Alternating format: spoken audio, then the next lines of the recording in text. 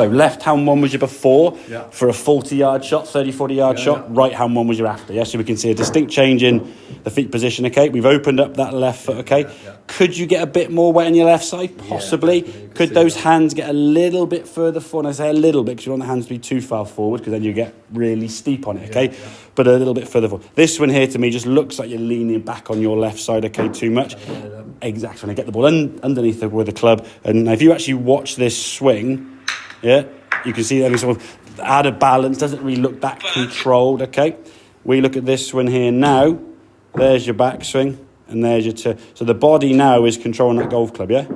And you can watch it in terms of the speed of the swing. Turn the torso. Perfect shot, mate. Look how much more balanced you look because you're able to rotate your torso now because of these changes.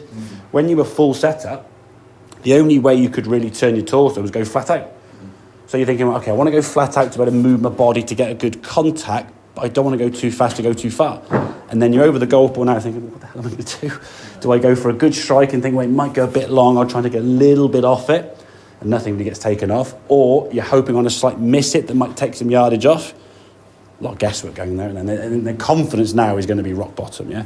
So we can adjust that setup, get yourself in that, again, what I call short shot setup. And this kind of setup here now, all that's really happened, like I say, is you've moved the trail foot inward. So your normal setup, your right foot would be back here. And the ball's in effect the same place from your left foot as it would be for a full shot, yeah? I think I would have moved it forward. People then move it around and shuffle around, or they've been told put the ball back in their stance, and they put the ball back in their stance with the full width of stance, and now their hands are way forward, and now you're just going to start digging into the mud, yeah? So bringing that foot in and just making yourself narrower, open up your lead foot, and then it just helps that knee bend down over that left foot. Puts a lot less stress on the ankle, just puts your weight a bit forward. And then from a swing concept now, loose with the grip pressure, the club is going to move now because of the body turning in the torso this way, you can see. And again, your hips now able to clear a lot easier because of that foot being where it was. Whereas this one here now, when you sort of swung through, you can see sort of trying to get there. Your knees trying to sort of collapse through, but your weight trying to stay back and then sort of finishing off, like trying to get around the corner. And again, it just looked a little bit kind of disjointed. There was just a lot of variance in that swing. There was like a full shot setup, a very short shot swing with a shorter than full mindset. It's just, there's just too many conflicting things going on there. And then you're trying to play a shot off of grass out there now in the winter. It's a bit muddy and a bit soggy. If your contact's not perfect out there, it's awful, in it, yeah? So I would say take a bit of loft out of your hands. Start learning it with a 50 and the 54. Learn this sort of setup to the point. And again, it might get to a situation where you just walk up to a golf ball and go, okay, here's a 50-yard shot. Boom, you just stand there. Maybe in the first week, 2 weeks or month, you're going to set up for short shots and go, right, okay, I've got to go narrower foot, boom. Once that becomes habit, you'll then learn what this setup feels like for these shorter shots. You don't need to go to that kind of thing, but I would probably recommend you do it to start with, just so you get in that better situation every single time. Because if you try and kind of go in with your old setup and then you sort of think, oh, am I holding again? And then you're shuffling around, forgetting what to try and do. So create a little sequence and a routine. Full setup, bring the foot in, open the foot out, weights forward, okay? It just moves your whole point of your body. So now your low point, like we say, is sort of more left of the golf ball. So you're hitting the golf ball now this way, ball and then the turf. Whereas on this one here now, you have the sort of tendency to hit the ground back in, hit up on the golf ball.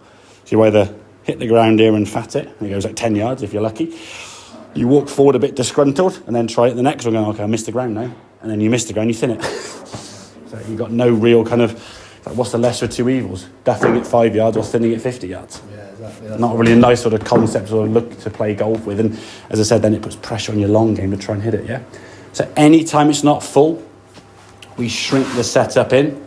We set up for a shorter shot. And going back to that throwing the ball analogy, if I was going to throw it as far as I could, I'd be like this, yeah? But if it's a driver, yeah? If I was going to chuck it meaty, I wouldn't sort of stand, I'd be there going, oh, and just throw it that way. So I'd be in a sort of smaller setup. The weight would be kind of on my toes, so I can just throw it to you nice and gently.